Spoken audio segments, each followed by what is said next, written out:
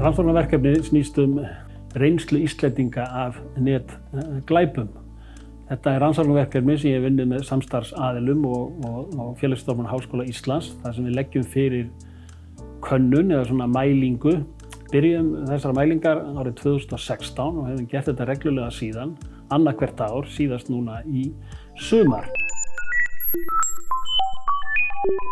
Áhyggjur manna af netinu hafa verið mjög miklar og það eru margar viðvaranir sem hafa komið fram frá opinberum aðilum og lögreglunni og fyrirtækjum að vara okkur á netinu og þetta viðfangsefni hefur einnig komið til félagsvísindanna. Félagsvísindafólk hefur að rannsaka þetta í ríkara mæli á síðustu misserum. Og það hefum við gert. Fyrsta mælingin gerð 2016 og síðan annað hvert ár síðan og síðast núna í ár. Þannig að við erum með 4 mælingar. Við sjáum að það er upp undir 20% einstaklinga þjóðarinnar sem hafa orðið fyrir reynslu af þessu tagi. Þetta eru bæði karlar og konur, kannski heldur fleiri karlar en konur. En þetta eru einna helst yngri svarendur sem greina frá reynslu af þessu tagi. Og þeir brot sem svarendur tilgreina, alltaf það brot sem nefnt mest eru sem sagt hafa orðið fyrir óhróðri eða svívirðingum á netinu. Það eru fjársvik, það eru hótanir ofbeldi, kynferðisleg áreitni, dreifa myndum án leyfis og þannig að það er brot af þessu tagi sem eru tilgreind sem menn hafa orðið fyrir.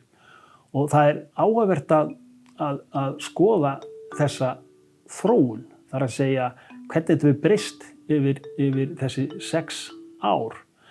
Að því leytinu til að við sjáum að reynsla sem felur í sér kynferðislega áreitni, að hún jókst í kjölfarið af MeToo-byltingunni 2018. Við sjáum það alveg mjög skýrt að það eru mun fleiri sem nefna kynferðislega áreitni eftir MeToo-byltinguna 2018, 20 og 2022, einna helst konur sem greina frá reynslu af því tagi.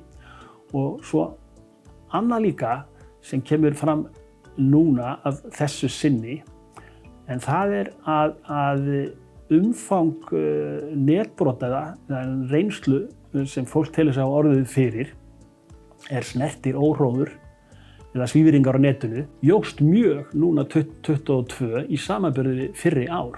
Og við höfum staldrað við samkomubannið, það er að segja COVID, að í samkomubanninu þá voru meira og minna bara lokuð inni og það virðist hafa leitt af sér meiri ágengni á netinu en við höfum áður séð og það kannski svona segir okkur það að við höfum ekki aðeins að sýna aðgætni og aðgát í nærveru sálar í raunheimum heldur einnig líka í netheimum.